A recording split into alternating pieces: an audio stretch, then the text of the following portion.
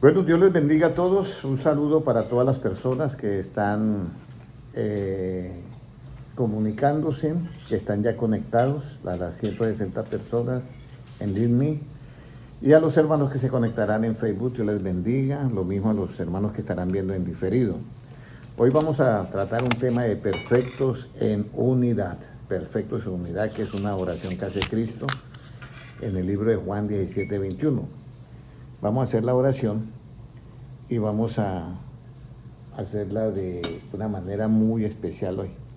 Padre Celestial, te pedimos, oh Dios, que nos abra hoy el entendimiento aún más para comprender las Escrituras y poder, Señor, recibir tu palabra que nos tiene para en este día. Amén. Te pido también por las personas que van a estar en las redes sociales, que tú seas abriéndoles el entendimiento para que también comprendan tu palabra de una manera muy especial. Y Señor, todo esto, porque lo que se comprende es lo que vamos a tener en el conocimiento, en nuestra mente, y que la podemos analizar y de esa manera la podemos almacenar y practicarla, ponerla por obra. Amén. Gracias, Señor, porque tuyo es el reino, el poder y la gloria por los siglos de los siglos. Amén. Amén. Bueno, hay algo muy importante que yo quiero, si se puede de pronto meter en Facebook y pasarlo para en Obreros de la Última Hora, por favor, en la línea. Hay algo muy importante que yo quiero hoy comentarles, que es lo siguiente, ¿ya? Jesucristo en yo podría decir como la última oración, que es en Juan 17:21, vamos a mirarlo. En Juan 17:21, Él tiene una oración muy especial, hermana Luzmila. Él dice lo siguiente: para que todos sean uno como tú, oh Padre, en mí y yo en ti, que también ellos sean uno en nosotros, para que el mundo crea que tú me enviaste. Pero el 20 dice, mas no ruego solamente por estos, sino también por los que han de creer en mí por la palabra de los apóstoles. Y nosotros somos precisamente esas personas que estamos creyendo en Jesucristo por la palabra de ¿qué? De los apóstoles. Un saludito para mi primo Jairo Cuellar, Dios te bendiga. Bueno, entonces, perfectos en unidad. ¿Qué significa esto de la perfectos en unidad? Entonces dice, perfectos en unidad. ¿Cuándo se habla de la perfección en unidad? Jesucristo está en su última oración. Jesús ora por sus discípulos y Jesús ora por todos los creyentes. Esta es la parte que nos corresponde a nosotros. Para que todos sean uno, como tú, oh Padre, en mí y yo en ti, que también ellos sean uno en nosotros, para que el mundo crea que tú me enviaste. Y luego dice, la gloria que me diste yo les he dado, para que sean uno, así como nosotros también somos uno. Entonces habla sobre la gloria que Jesucristo nos ha dado. Uno dice, pero ¿cuál gloria? Si los apóstoles siguieron en un cuerpo físico. Pero aquí hay algo yo quiero explicar hoy, porque esto es bien importante que tengamos en cuenta, que nosotros, hermanos, tenemos algo muy especial, que es el conocimiento. Entonces, cuando Jesucristo dice esto de perfectos en unidad, ¿cuándo llegamos a ser uno? En Cristo y Él en nosotros, ¿ya?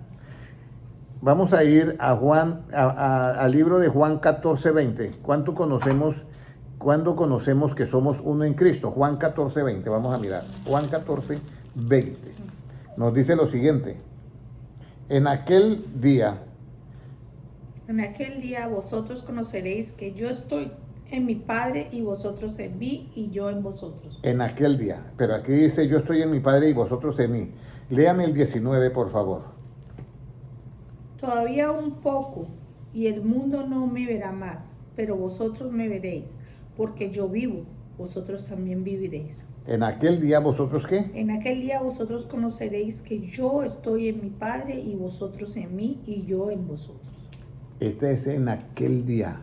Conoceréis que yo estoy en mi Padre y vosotros en mí y yo en vosotros. Esta unidad es muy importante, porque la persona, siempre nosotros nos distinguimos de una manera que todos tenemos una identidad y una personalidad.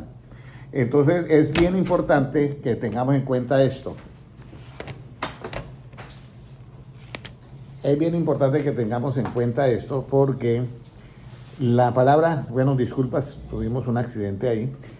Entonces es importante que nosotros tengamos en cuenta que la palabra de Dios es fiel y permanece para siempre.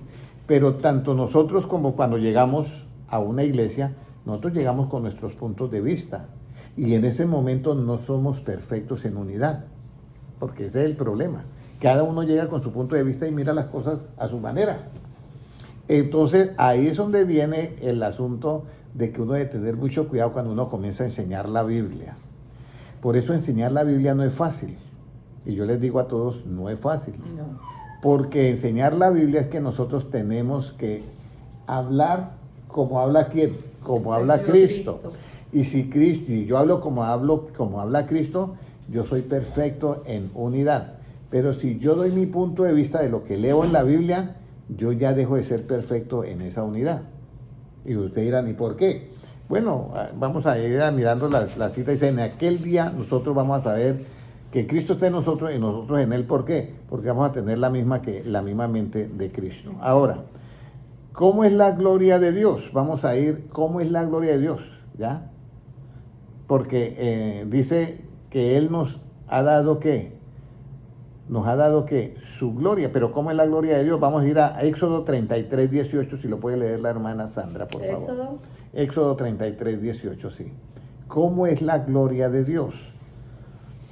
Y aquí hay un misterio muy grande y yo les quiero explicar esto de la manera como más sencilla que yo pueda y que ustedes me puedan entender, porque hablar de la gloria de Dios, a veces uno dice, va a una iglesia y uno oye que dicen, y el que está dirigiendo, ¿cuántos dicen gloria a Dios? Y dicen gloria a Dios.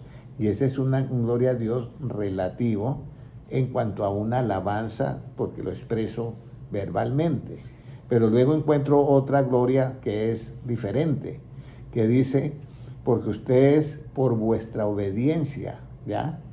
Por vuestra obediencia también, esa obediencia le da que la gloria a Dios. Pero ahorita vamos a mirar una gloria a Dios ya en su esencia, en lo absoluto. ¿Cómo es la gloria de Dios en lo absoluto? Éxodo 33, 18, ¿cómo nos dice? Él entonces dijo, te ruego que me muestres tu gloria. Te ruego que me muestres ¿qué? Tu gloria. Tu gloria. Ahora lea el 19.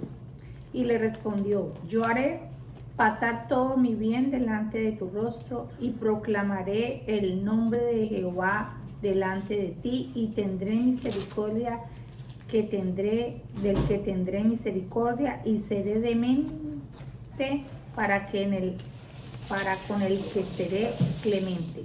Bueno, la gloria de Dios, aquí, Él le dice también, si puede leer el siguiente versículo, no hay hombre que me vea y que viva. Creo que está en el siguiente.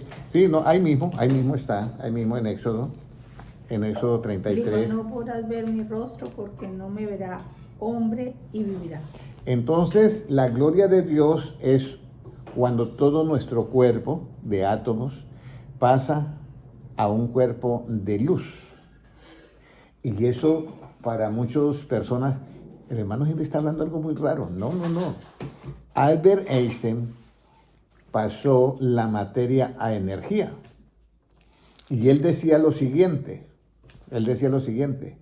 porque eso fue cambiando un electrón en el átomo de uranio, pasándolo a un electrón positivo, vamos a decirlo. Le cambió un electrón negativo y le puso uno positivo. Cuando eso se estabilizó, la materia la pasó a energía. Y él mismo decía, si yo puedo controlar esa energía, he encontrado la vida eterna. Y no estaba equivocado, pero no la podía encontrar, aunque pudiera controlar esa energía, no la había encontrado. Porque Jesucristo nos pasa es a luz. Por eso es que dice Jesucristo, yo soy la luz del mundo. Y esto es bien diferente. Yo quiero que entiendan esto porque esto es muy importante. Yo soy la luz del mundo. Y en Juan 1:4 dice, en él estaba la vida y la vida era la luz ¿de qué? Del mundo. Y ya sabemos que la luz ¿qué es? La enseñanza. Entonces, con la enseñanza de Cristo que yo reciba en mí y la deje como propia para mí, entonces, ¿qué va a suceder? que esa enseñanza me va a identificar y yo voy a ser uno con ¿quién? Con Cristo. Y eso se va a ver en el día del arrebatamiento. Sí, hermana Valentina, hermana Valeria. Es muy importante, eso se va a ver en el día del arrebatamiento. En ese día se va a ver que nosotros, que Cristo está en nosotros y nosotros estamos en Él. Y uno dice, ¿pero por qué? Todo lo que piensa Cristo, yo lo voy a saber. Y todo lo que yo piense, Él lo va a saber.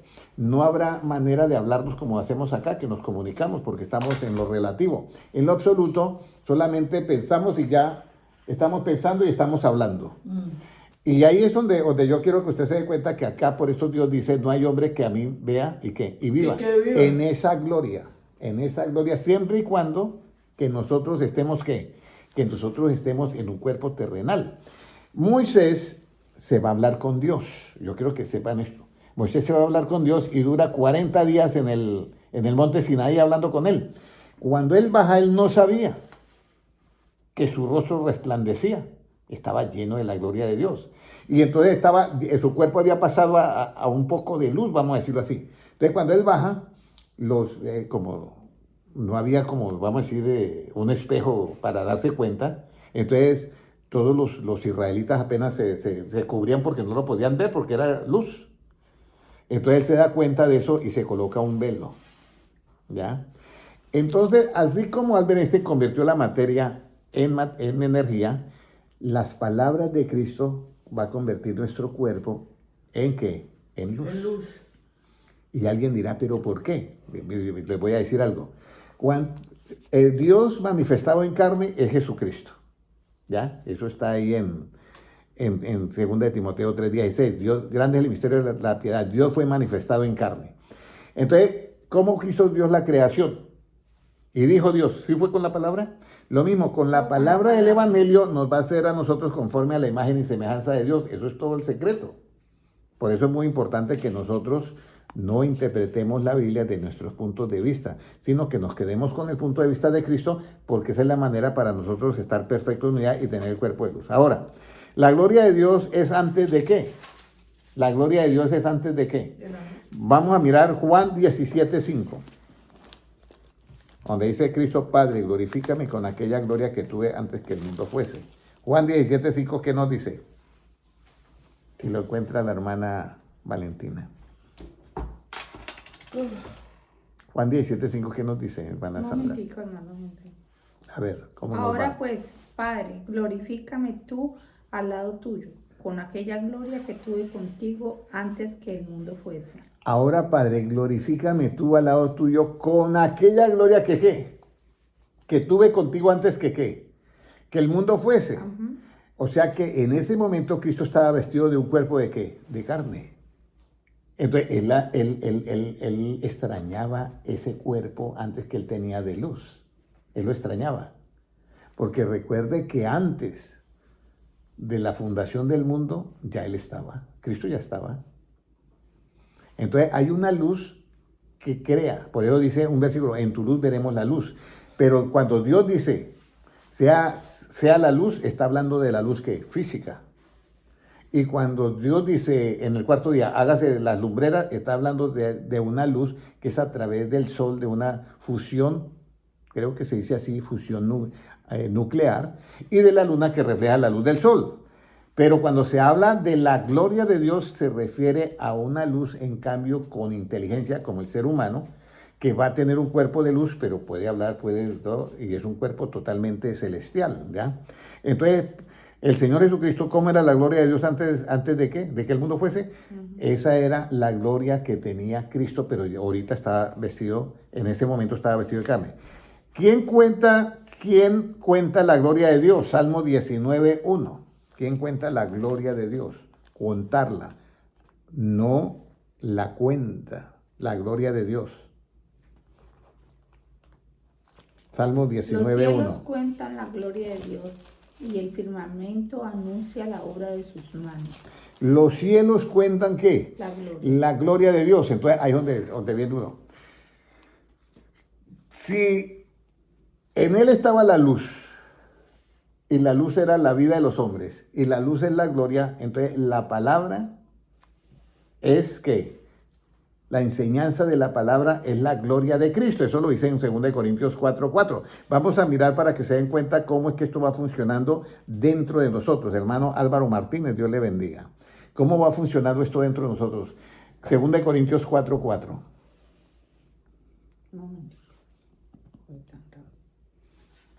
No sé si ya lo encontró la hermana.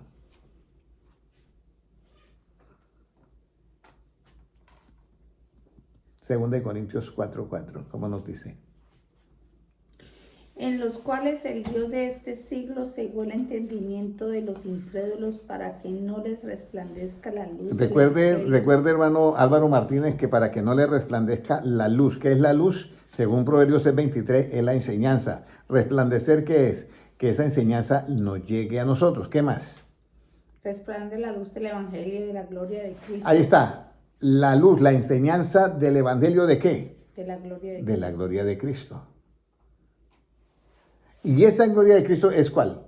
La imagen de Dios. Ahí está. Entonces, lo importante es que nosotros oigamos el Evangelio. Porque es que el Evangelio es la clave para que nosotros se forme ¿qué? La imagen de Dios. Y el Evangelio es de la gloria de Cristo. Esas palabras de Cristo son las que van a hacer el cambio en nuestro cuerpo y lo va a pasar a esa luz que es la gloria de Dios. Ahora, ¿quién es la gloria de su pueblo? Vamos a decirlo así, o ¿qué es la gloria? ¿Quién es la gloria de esa gloria? ¿Quién es? ¿Ya? Entonces vamos a ir al libro de Colosenses 1:11, ¿ya? Pero vamos al primero Salmo 89:17, por favor. Salmo 89:17, sí.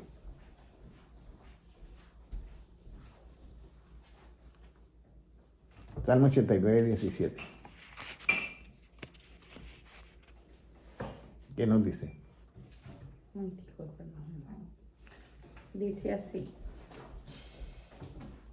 Porque tú eres la gloria de su potencia y por tu buena voluntad acrecentarás nuestro poder. Porque tú eres la gloria de su potencia. De su potencia. Y por tu buena voluntad acrecentarás nuestro poder. Mira, la buena voluntad. Recuerde que dice, porque la voluntad de Dios es agradable y perfecta. Y dice, también para que nosotros se haga que la voluntad de Dios, ¿ya? Entonces, la potencia de esa gloria está en Él. La potencia. Pero esa gloria nos tiene que llegar a nosotros. ¿A través de qué? De las palabras de Cristo. Escúcheme bien, esas es las palabras de Cristo. Pero esas palabras de Cristo, esa enseñanza, para que nosotros funcione, tenemos que recibir otro poder, que es el poder de ¿qué? Del Espíritu Santo. Entonces, el poder del Espíritu Santo es el power. Vamos a decirlo así para que me entiendan, porque eso está en Hechos 1:8. Y recibiréis poder cuando haya venido sobre vosotros, ¿qué? El Espíritu Santo, o sea, el poder. Y el Evangelio es lo que en nosotros va a formar, ¿qué? La imagen de Dios. Por eso, lo que yo ¿cómo le digo? Les recalco siempre, de que no podemos dar interpretación privada a ninguna escritura. Porque al dar la interpretación privada le quitamos el efecto de las palabras de Cristo para que nosotros se forme la gloria de Dios. Conforme a la potencia de ¿qué? De su gloria, Colosenses 1:11. Para que nosotros miremos eso, cuál es esa potencia de su gloria, porque dice que es la potencia de su gloria en el Salmo 89:17. Pero ahora mire lo que dice el apóstol Pablo conforme a la potencia de ¿qué? De esa gloria. Colosenses 1:11, ¿cómo nos dice? Fortalecidos con todo poder, conforme a la potencia de su gloria, para que toda paciencia y longanimidad. ¿Ya? Sí, para que toda paciencia y longanimidad. ¿Qué es longanimidad? Longanimidad es que sea el momento que usted esté viviendo, hermana Valentina, siempre tenga el mismo ¿qué? Ánimo. Que está en un momento de aflicción, que no pierda el ánimo en las cosas de Dios. Que está en un momento de tribulación, que no pierda ese ánimo. Esa es longanimidad. Pero para tener eso necesitamos ¿qué? Lo que dice anteriormente. Paciencia. Necesitamos la paciencia, pero hay algo más. ¿Qué dice antes? Dice... ¿Fortalecidos en qué? fortalecido en todo poder, ¿Qué más sigue diciendo? conforme a la potencia de su gloria. Exactamente. Entonces, nosotros nos fortalecemos en todo poder conforme a qué? A la potencia de su gloria. Pero ya vimos en 2 Corintios 4:4 que la gloria es esa enseñanza del Evangelio que esa luz del Evangelio es la gloria de ¿quién? De Cristo. Entonces, conforme nos fortalecemos en poder, pero conforme a qué? A la potencia de esa gloria, conforme a la potencia de las palabras de Cristo, que viene a ser ¿qué? La imagen de Dios. De pronto, si me están comprendiendo, hermana Valentina me está comprendiendo un poquitico. ¿Sí? ¿Seguro? Bueno, vuelvo y le explico para que ustedes me entiendan. La parte clave es esto. Tenemos un poder que recibir, que es el poder de ¿qué? Del Espíritu Santo. Ese poder es el que nos pone a nosotros que podamos practicar ¿qué? El Evangelio.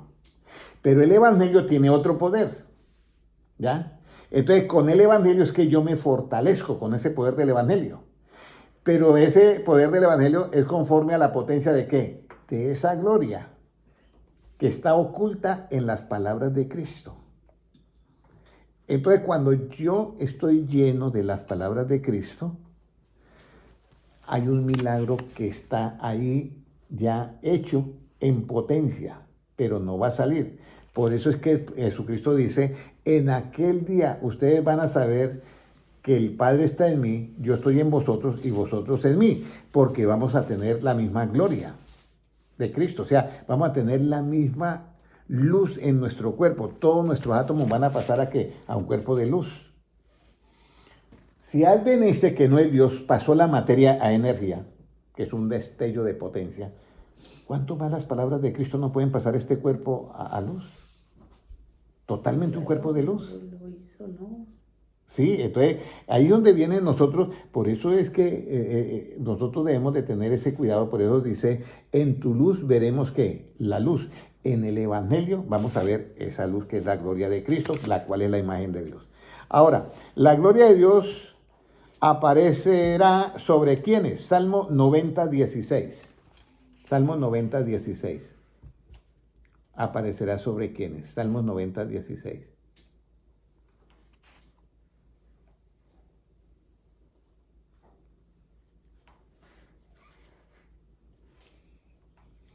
¿90:16? 90:16, sí, hermano Álvaro, Salmos Aparezca. 90:16, sí. Aparezca en tus siervos tu obra y tu gloria sobre sus hijos. Ahí está. Entonces, aparezca ¿qué?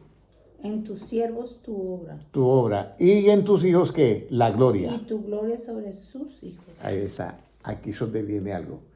Cuando una persona es hijo de alguien, cuando esa persona lo engendra, ¿ya? Puede tener un padre, pero es adoptivo. Pero realmente cuando lo engendra.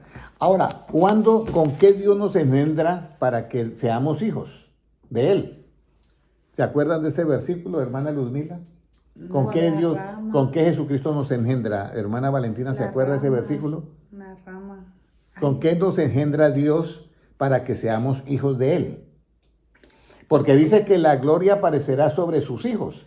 Pero sabemos que las palabras de Cristo son ¿qué? Luz.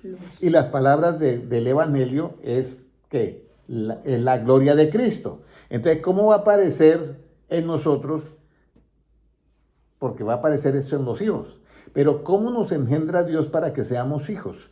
Primera de Corintios 4:15. Primera de Corintios 4:15. Primera de Corintios 4:15. ¿Qué nos dice?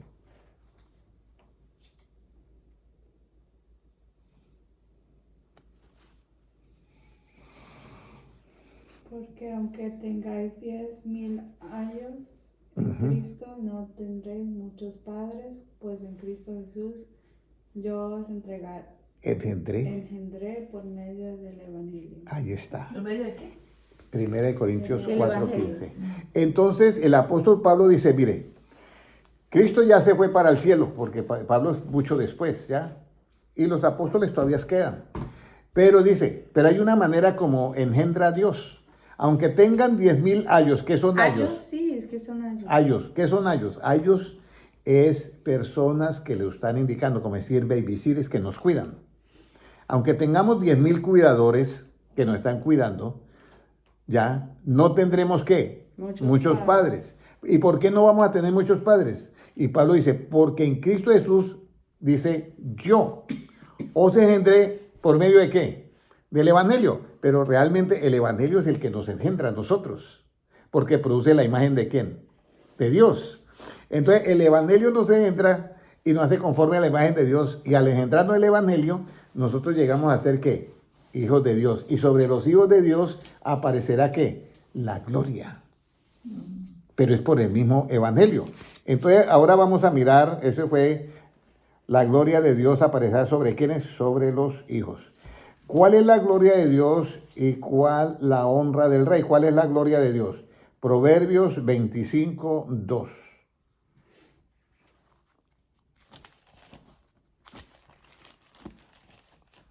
Proverbios 25, 2, ¿cómo nos dice? Si lo tiene Valentina, por favor. Gloria de Dios es encubrir un asunto, pero honra de ley es escudriñarlo. Mira, la verdad, yo admiro mucho a Salomón, porque Salomón, cuando escribió eso, no sabía nada del Evangelio. ¿Ya? Y el Evangelio era algo que estaba, ¿qué? Oculto. Búsqueme ese versículo, hermana Sandra, que dice así, porque esta es la palabra, que dice así, Profético. porque Dios sacó a luz la gloria y la inmortalidad por el Evangelio. Dios sacó a luz la vida y la inmortalidad por el Evangelio.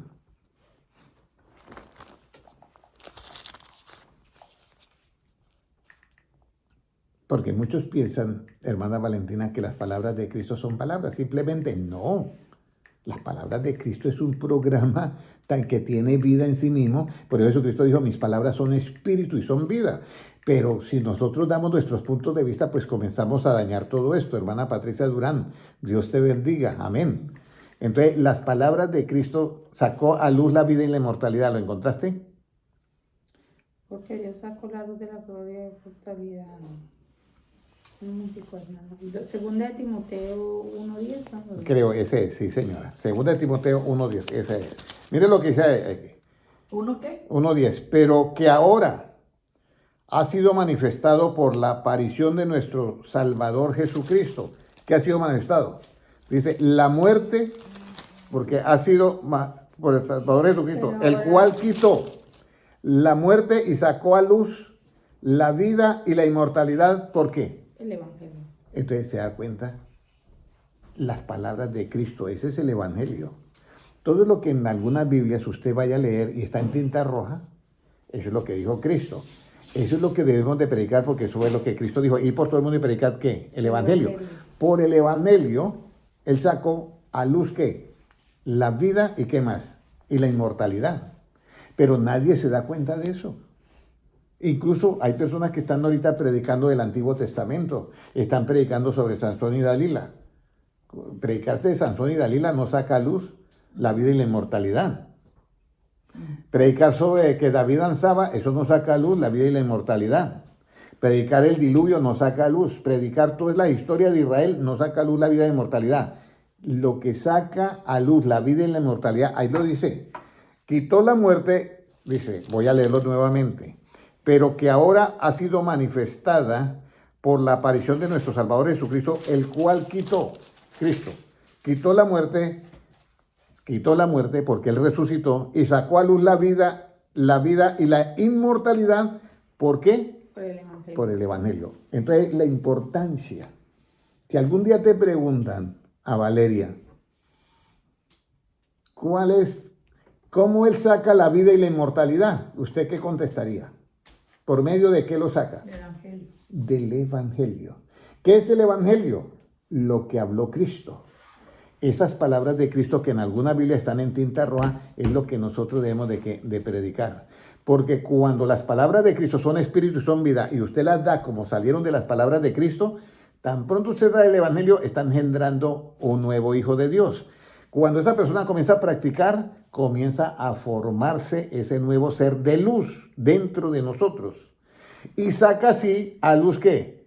la vida y la inmortalidad de esa imagen que es conforme a Dios, ¿por medio de qué? De las palabras de Cristo, que es el Evangelio. Por eso es muy importante que nosotros tengamos en cuenta qué es lo que vamos a predicar. Alguien puede decir, la oración es muy importante para nosotros conseguir las cosas. En parte sí. Pero la oración hecha con sabiduría es mejor. Y la oración hecha con conocimiento es mucho mejor. O sea que siempre delante de todo está ¿qué? El conocimiento. ¿Ya? Yo le digo a un hermano, ore hermano, y no tiene conocimiento. Yo recuerdo que estaba en una reunión en Alcira, Valencia, y habían 2 jóvenes que habíamos evangelizado. Y entonces ellos, el hermano Álvaro Torres dice, bueno, vamos a orar por las peticiones. Entonces uno de los jóvenes dice, bueno, yo pido oración por fulano de tal, que está enfermo y esto, listo. Pero el otro joven dice, mire, yo pido oración para que gane el Valencia contra el Real Madrid. Entonces, ¿sí me entiende? Él lo decía sinceramente, no pensaba que era petición, pues vamos a orar por eso. Entonces el hermano Álvaro Torres dijo, bueno, pues vamos a orar por algo más importante y que ellos se arreglen su problema. Ajá. Entonces el asunto es que no es solamente la oración lo que hace, sino que usted haga una oración ¿con qué? Con conocimiento. Porque si usted no la hace con conocimiento, podemos hacer oraciones muy peligrosas, o sea, muy comprometedoras. De pronto uno tiene un problema en el trabajo, o la profesora que estaba dictando la clase nos cayó mal, vamos a decir así, nos sacó de la clase y yo quedé pero ardido hasta donde sea. Y entonces yo llego a mi casa y voy a hacer una oración, Señor, que le... Ahí tenemos que tener cuidado porque nosotros no podemos orar deseándole mal a la gente. La Biblia dice, amarás a tu prójimo como a quién, como a ti mismo. Entonces, la oración con conocimiento es la que hay que hacer, ¿ya? Pero la oración en sí, así como medio, a como caiga, no es lo correcto. Lo correcto es una oración con conocimiento. Por eso el Padre Nuestro es muy bonito. Padre nuestro que estás en los cielos, santificado sea tu nombre, venga tu reino, hágase tu voluntad como en el cielo, así en la tierra. El pan nuestro de cada día, dánoslo hoy. ¿Y qué más sigue diciendo? Perdona nuestros pecados como nosotros perdonamos a los que nos ofenden y no nos metan ¿en qué? En tentación. Líbranos de todo mal. Pero esa es una oración ¿con qué? Con conocimiento. ¿Ya? Porque cuando dice no nos metas en tentación, hay que ir a la Biblia. No es que Dios nos está metiendo la tentación, aunque nosotros dijimos desde el comienzo Padre nuestro, y al final no nos meta en tentación. No le estamos diciendo al Padre que nos meta en tentación. Le estamos diciendo no nos meta en tentación. ¿Por qué? Dice, Dios no puede ser tentado. Nos quite las tentaciones. ¿Ya? Pero ¿por qué nosotros somos tentados? Dice, Dios no puede ser tentado, y había un pastor predicando y me dijo, Dios no puede ser tentado, pero allá en el desierto lo tentó Jesús, entonces yo no entiendo ahí. Y dejó el problema así, dejó el problema hecho ahí. Entonces cuando terminó, yo fui y le dije, tienes que solucionar ese problema porque los hermanos quedaron dudando ya. ¿Y cómo soluciona ese problema, hermano Henry? Dije, mire, Dios no es tentado de su propia concupiscencia porque en él no hay ¿qué? Concupiscencia. Entonces, por eso él no puede ser tentado de su propia concupiscencia. Pero Satanás sí lo pudo tentar. Por eso está la tentación de Jesús con Satanás. Nosotros, al contrario, nosotros somos tentados ¿de qué? De nuestra propia ¿qué? Concupiscencia. Por eso es que el Padre Nuestro dice, no me metas en ¿qué? En tentación, porque la propia concupiscencia sí nos puede llevar a la tentación. Ahora, ¿qué es la tentación? La tentación es cuando se hace algo con injusticia. Una persona está sexualmente con otra persona y la otra persona es casada, ahí comete ¿qué? Adulterio. Y esa es una tentación que se hizo ¿por qué? Por falta de ¿qué? De conocimiento, porque es injusticia. Pero otra persona está con su esposo o su esposa, son ya matrimonio, están los dos, ahí no hay fornicación ni hay adulterio. ¿Por qué? Porque se está haciendo ¿con qué? Con justicia. Todo es así. Por falta de conocimiento mi pueblo fue ¿qué? Destruido. Entonces cuando yo sé las cosas, hacerlas con justicia, eso es lo que a mí me trae ¿qué? La paz y la tranquilidad en mi vida. Pero cuando alguien comete algo malo, como mi padre me decía, Henry, no te pongas a jugar fútbol. y había un corredor muy bonito con unas matas enredaderas y unas flores hermosas y una chorrera de materas por cada lado. Y Henry no vaya a jugar fútbol. Y se iban mis padres y yo sacaba de una vez el balón a jugar. Rompía siempre una matera. Y entonces yo, ¿qué hacía? Ocultaba toda, barría bien y distribuía otra vez las materas bien y la otro la metía en la otra, pero yo me... Y cuando llegaba mi padre, yo, todo está bien, Henry, sí, todo está bien. Pero eso que yo había hecho, lo había hecho ¿con qué? Con injusticia. Y al haber hecho yo con injusticia, ¿cómo cree que era mi paz? ¿Usted cree que yo estaría tranquilo, Valeria? Y yo estaba, y cuando de pronto, Henry, me descubrió. ¿Qué pasó? No. Y yo estoy contando esto y la verdad nunca me descubrió que yo había roto esa materia, nunca. Pero yo tenía paz. Entonces, cuando usted hace algo con justicia, ¿usted va a gozar de qué? De paz. Tranquilidad. Por eso todo es conocimiento. Por eso José, cuando va a la casa de Potifar y la mujer quiere seducirlo, él sale ¿qué? Corriendo y la deja. Y usted cree que la otra se enojó y lo mandó a la cárcel. Pero él en la cárcel, él tenía ¿qué? Paz. Pero ya perdió la libertad relativa, física. Pero él tenía paz porque lo agradé a Dios. Entonces, por eso es que nosotros tenemos que tener conocimiento. Entonces, Jesucristo no fue tentado. Dios no puede ser tentado, lo dice el apóstol Pablo. ¿Pero por qué? De su propia concupiscencia. Pero a Jesucristo sí lo tentó Satanás. Nosotros somos tentados de las dos maneras. Nos puede tentar Satanás y nuestra concupiscencia. Hasta ahí todo claro, hermano Álvaro Martínez, hermano César Giraldo, hermana Patricia Durán, hermano Julio Cuellar y todos los hermanos que están conectados. Muy importante esto que estamos hablando porque estamos en los tiempos finales. Todo lo que usted vaya a hacer, hermana Valeria, hermana Valentina, hermana Sandra, hermana Lumila y el hermano Henry, antes de hacer lo que vayamos a hacer, pensemos si lo estamos haciendo con justicia. Si lo que usted hace lo hizo con justicia, usted va a sentir paz y tranquilidad. Pero si usted lo que ha hecho no lo hizo con justicia, usted no va a tener paz, va a tener un temor, y el temor trae ¿qué? Consigo ¿qué? Castigo. Entonces, por eso es muy importante que para nosotros no sentir temor, perfeccionar ¿qué? El amor. Porque el perfecto amor echa fuera todo ¿qué? Temor. Todo temor. Entonces, ahí es donde viene. ¿Y cuál es el perfecto amor? ¿Por qué los 10 mandamientos se basan en eso? En el amor. No codiciarás el asno de tu prójimo. Eso es, me da paz, eso es justicia. No codiciarás a la mujer de tu prójimo. Eso es justicia. Entonces la persona que no hace eso vive en paz, vive tranquilo. Pero el que lo hace ya pierde la paz porque cometió una injusticia. Entonces, hasta ahí todo claro, ya. Entonces, Cristo viene y quita la muerte y saca a luz, escúcheme bien, la vida y la inmortalidad. ¿Por qué? Por el Evangelio, 2 de Timoteo 1:10. Hasta ahí todo bien, hermana Valentina, hermana Sandra, hermana Ludmila. Por el Evangelio. Ahora, vamos a mirar a ver, ¿cuál es la gloria que no es gloria? ¿Cuál es la gloria que no es gloria? Porque Jesucristo llega y dice, gloria de los hombres, ¿yo qué? ¿Recibo o no recibo? Dice que no recibe. Entonces, esa gloria que es de los hombres, esa no es gloria. Pero hay hombres que les gusta recibir esa gloria. Pero vamos a ir primero a Juan, a Proverbios 25:27. ¿Cuál es la gloria que no es gloria? ¿Cuál es la gloria que no es gloria? Proverbios 25:27. ¿Qué nos dice? ¿Cuál es la gloria que no es gloria? Comer mucha miel no es bueno, ni el buscar la propia gloria es gloria. El buscar la propia gloria es ¿qué? Gloria. Es gloria. ¿Cuál es la propia gloria? Cuando nosotros llegamos a buscar esa alabanza, esa parte relativa que hay en el ser humano del orgullo de que puede hacer las cosas, esa gloria, no hay gloria. Por eso dice la Biblia, el mundo y sus deseos ¿qué? Pasa. Pero el que hace la voluntad de Dios permanece para siempre.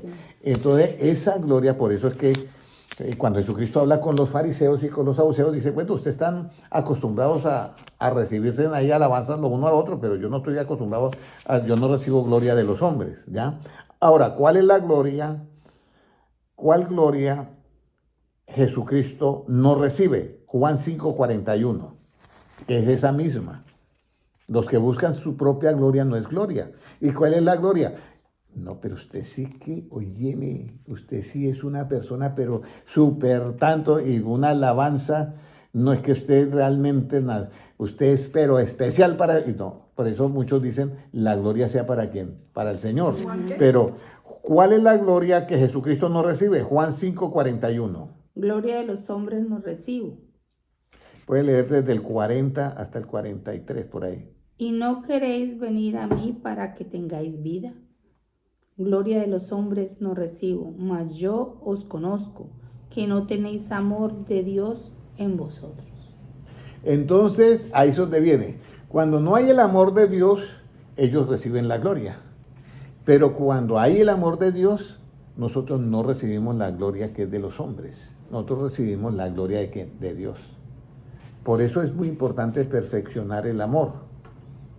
Ahora, ¿el amor de Dios es perfecto? Sí, pero en nosotros no. En nosotros tenemos que perfeccionar el amor. ¿Y cómo se perfecciona el amor en nosotros, hermana Sandrita? Valentina, ¿se acuerda? ¿Cómo perfeccionamos el amor en nosotros? Y hermana Luzmila, sorpréndame hoy. Que a veces me sorprende la hermana Luzmila. ¿Cómo perfeccionamos el amor en nosotros? Bueno, vamos a ir primero para que ustedes... Con el Evangelio. Vamos a ver, bueno, pero hay una manera, porque ya te voy a decir, vamos a ir a primera de Juan 4:18. Primera de Juan 4:18 para entender esta parte. Esto ya lo he explicado varias veces. Primera de Juan 4:18. Pero acuérdense, hermana Sandra, hermana Valentina, hermana Valeria, acuérdense de eso. Cuando yo explico, ustedes tienen que comprender. Vamos a hacer algo para yo poder estar más seguro. Hermana Luzmila, cuando usted no haya comprendido, hágame en esta señal, ¿ok? ¿Ok? Me hace así. Entonces yo trato de hacer una segunda explicación, ¿ya? ¿Cómo nos dice 1 Corintios 4:18? En el amor no hay temor, sino que en el perfecto amor Sino que el perfecto amor echa fuera el temor, porque el temor lleva en sí castigo, de donde el que teme no ha sido perfeccionado en el amor. Entonces, en este momento, usted dice, bueno, Jesucristo dice que hay que buscar en este tiempo de Dios y todo, y yo como que ando un poquito embolatado o embolatada. Un ejemplo, ¿ya? Entonces como que le da un miedo, ¿será que yo estaré entre los escogidos en el arrebatamiento? En ese momento que uno siente como ese temorcillo, es porque el amor de Dios no se ha perfeccionado ¿en qué? En nosotros. ¿Ya? Pero si yo estoy diciendo, bueno, yo me siento feliz y yo siento que la gloria de Dios está conmigo y yo siento que Cristo, y mi vida estaba así y cambió. Vivo una vida de santidad, vivo una vida de todo. No soy perfecto, pero vivo una vida de santidad, vamos a decirlo así. Entonces, ahí dice, en el amor no hay ¿qué? Temor, sino que el perfecto amor echa fuera todo temor, porque el temor lleva en sí ¿qué? Castigo. De donde el que teme no ha sido perfeccionado ¿en qué? En el amor. Entonces ahora viene la pregunta, para que usted me entienda. ¿Cómo yo perfecciono